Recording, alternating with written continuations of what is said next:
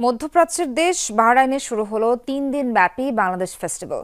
বাংলাদেশ ও বাহরাইনের মধ্যকার কূটনৈতিক সম্পর্কের সুবর্ণ জয়ন্তী এবং যুব উৎসব উদযাপন উপলক্ষে প্রথমবারের মতো এমন আয়োজন বাংলাদেশ দূতাবাসের। সার্বিক সহযোগিতায় ছিল বাহরাইনের লুলু হাইপার মার্কেট। উদ্বোধনী অনুষ্ঠানে সভাপতিত্ব করেন বাংলাদেশ দূতাবাসের charge de affaires AKM Mohiuddin Kayes. উপস্থিত ছিলেন বাহরাইনের পররাষ্ট্র মন্ত্রণালয়ের ভারপ্রাপ্ত under secretary Sheikh Abdullah bin Ali Al Khalifa, শিল্প ও বাণিজ্য বিষয়ক সহকারী under secretary Sheikh Hamad bin Salman Al Khalifa, শ্রমবাজার নিয়ন্ত্রণ কর্তৃপক্ষের প্রধান নির্বাহী কর্মকর্তা মোহাম্মদ তালিব সহ বহু উচ্চপদস্থ সরকারি কর্মকর্তা। নানা রকম সাংস্কৃতিক আয়োজন, দেশীয় খাবার ও নানা রকম চিত্র প্রদর্শনের আয়োজন ছিল উদ্বোধনী অনুষ্ঠানে। বাংলাদেশ দূতাবাস বাহরাইনের উদ্যোগে বাহরাইনের প্রসিদ্ধ ডানামলে বাংলাদেশ ফেস্টিভ্যাল 2025 আয়োজন করা হয়।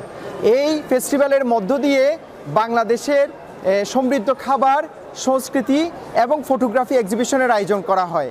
তারুণ্যের শক্তিকে কাজে লাগিয়ে বিদেশের মাটিতে বাংলাদেশকে তুলে ধরার লক্ষ্যেই এই ফেস্টিভ্যালটির আয়োজন করা হয়।